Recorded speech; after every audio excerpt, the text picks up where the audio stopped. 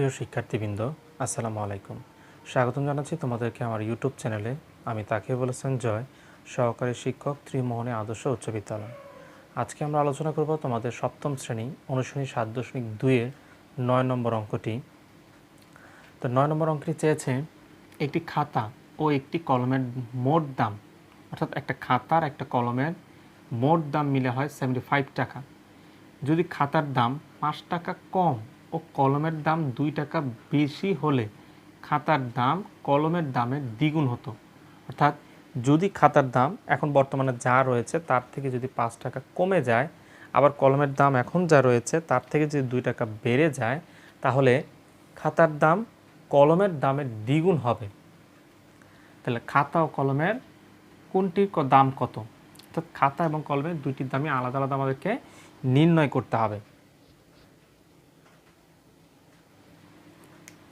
তাহলে আমরা লিখব 9 নম্বর।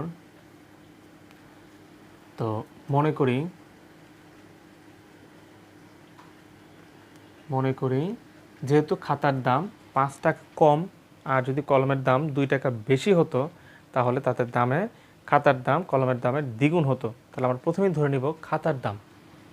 মনে করি খাতার দাম x টাকা, ধরে নিলাম খাতার দাম x টাকা। কলমের দাম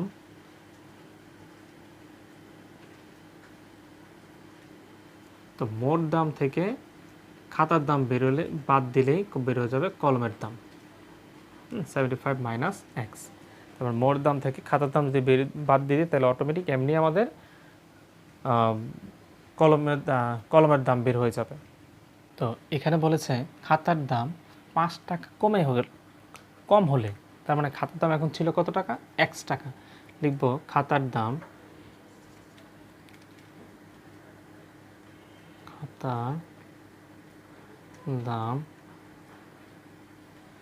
5 টাকা কম হলে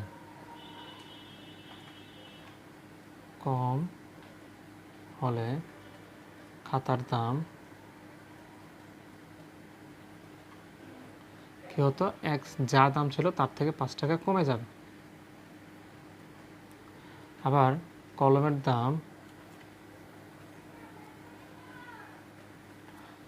দাম বলেছে যদি 2 টাকা বেশি হতো, কলমের দাম 2 টাকা বেশি হলে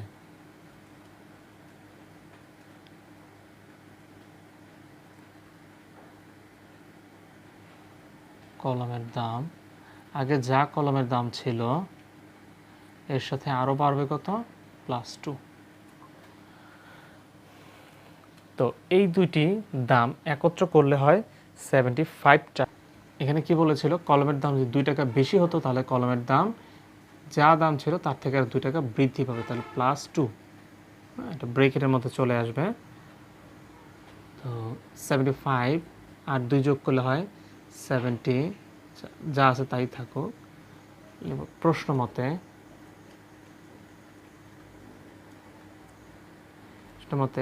x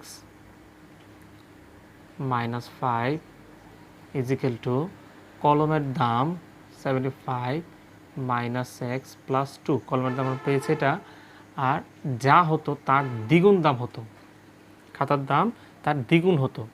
তাহলে বা x মাইনাস 5 ইজিক্যাল টু 75 দুগুণ 150 মাইনাস 2x প্লাস 2 দুগুণে 4, বা 100x মাইনাস 5, এখানে 150 আর 4 যোগ করলে হয় 154 মাইনাস 2x। এবার কি করব?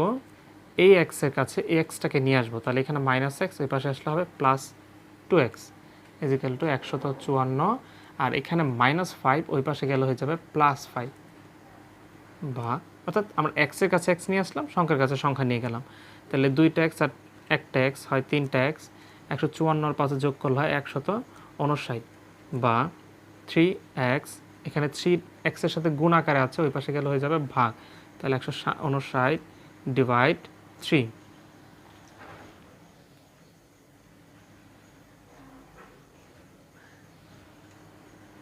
বা x ইজিক্যাল টু, যদি আমরা 3 দিয়ে 159কে ভাগ করি তাহলে 3 × 5 = 15, আর হচ্ছে 3 তিরিকা 9, 53। তাহলে আমরা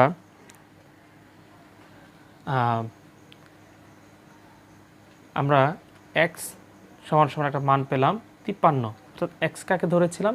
এক্স ধরেছিলাম খাতার দাম। তাহলে খাতার দাম এক্স সমান সমান কত টাকা পেলাম আমরা? 53 টাকা। তাহলে লিখব সুতরাং খাতার দাম, খাতার দাম হচ্ছে 53 টাকা। আর কলমের দাম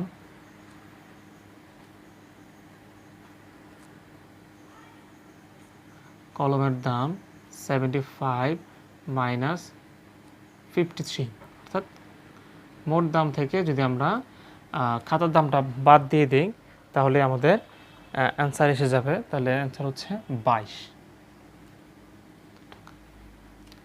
এবার উত্তর লিখব 53 টাকা দিয়ে কমা দিয়ে লিখব 22 টাকা। তোমরা ইচ্ছা করলে লিখতে পারো একটি খাতা। সুতরাং খাতার দাম 53 টাকা, কলমের দাম 22 টাকা। এবার আমরা যদি আবার অঙ্কটি আবার পুনরায় একটু খেয়াল করি মনোযোগ সহকারে, তাহলে সেটি হচ্ছে 9 নম্বর অঙ্কে চেয়েছিল একটি খাতার দাম একটি কলমের দামের মোট দাম হচ্ছে 75 টাকা। একটি খাতার দাম আর একটা কলমের দাম মোট দাম হচ্ছে 75 টাকা। খাতার দাম 5 টাকা কমে গেলে আবার যদি কলমের দাম 2 টাকা বেড়ে যায় তাহলে খাতার দাম কলমের দামের দ্বিগুণ হতো। খাতা এবং কলমের কোনটির দাম কত, তার মানে আলাদা দুটো বের করতে হবে। তো প্রথমে ধরে নিয়েছি, মনে করি খাতার দাম এক্স টাকা। যেহেতু এটা বীজগণিত তাহলে আমরা এক্স ধরে নিলাম যে খাতার দাম এক্স টাকা। তাহলে কলমের দাম মোট দাম থেকে খাতার দাম বাদ দিলে যা আসবে তা হচ্ছে কলমের দাম। তো আমার অঙ্কে এখানে বলেছে যদি খাতার দাম 5 টাকা কমে যায় তাহলে খাতার দাম 5 টাকা কম হলে খাতার দাম এক্স টাকা ধরেছিলাম তাহলে এক্স থেকে 5 কমে যাবে। আবার কলমের দাম 2 টাকা বেশি হলে কলমের দাম 75 এর সাথে 75 মাইনাস এক্স এর সাথে আরও 2 টাকা বেড়ে যাবে, তাহলে +2। তাহলে প্রশ্ন মতে হচ্ছে খাতার দাম যা কলমের দাম তার দ্বিগুণ হবে, অর্থাৎ খাতার দাম যা কলমের দাম দ্বিগুণ, অর্থাৎ দ্বিগুণ কলমের দাম দিয়ে একটি খাতা ক্রয় করা যাবে। তাহলে এবার আমরা একটা সরল সমীকরণের মতো একটা মান পেয়েছি, তাহলে সেটা আমরা সমাধান করব।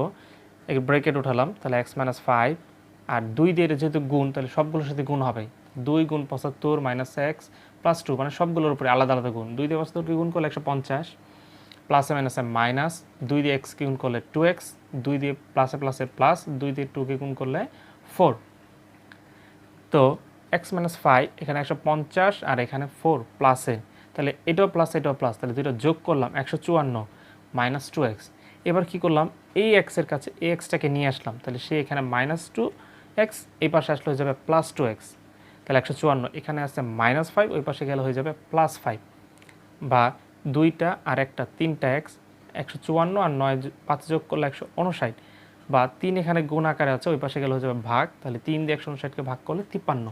তাহলে আমরা একটা x এর মান পেলাম 53। তাহলে x কাকে ধরেছিলাম আমরা? একটি খাতার মূল্য। তাহলে একটি খাতার মূল্য আমরা কত পেলাম? 53 টাকা। আর কলমের দাম লিখেছিলাম 75 মাইনাস এক্স, অর্থাৎ মোট দাম থেকে খাতার দাম বাদ দেওয়ার পরে যা থাকবে তাই হচ্ছে একটি কলমের দাম। তাহলে 75 থেকে 53 টাকা বিয়োগ করলে হয় 22 টাকা। তাহলে উত্তর হচ্ছে খাতার দাম 53 টাকা আর একটি কলমের দাম হচ্ছে 22 টাকা। এখন আমাদের অঙ্কটা যে হলো তার বা কী প্রমাণ? তাহলে আমরা এখানে লিখেছিলাম x - 5, তাহলে x এর মান পেয়েছি আমরা 53। তাহলে 53 থেকে 5 বিয়োগ করলে হবে 48। এখন 2 টাকার দাম বেড়ে একটি কলমের দাম কত এসেছে? 22 টাকা, অর্থাৎ একটি না কলমের দাম আসলো কত? 22 টাকা। আবার বলেছে কি 2 টাকা যদি বেড়ে যায় তাহলে 2 টাকা বেড়ে গেলে তাহলে 22-এর সাথে 2 যোগ করলে 24, আর খাতার দামে পেলাম আমরা 48, তাহলে 24কে যদি আমরা দ্বিগুণ করি 24 দুগুণে 48, তার মানে কলমের দামের দ্বিগুণ হচ্ছে একটি খাতার দাম। তো এই হচ্ছে তোমাদের অনুশীলনী 7.2-এর 9 নম্বর অঙ্কের সমাধান। আশা করি এই ভিডিওটি তোমাদের এই অঙ্কটি বুঝতে অবশ্যই সহায়তা করেছে।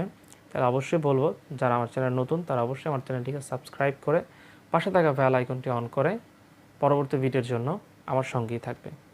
ধন্যবাদ।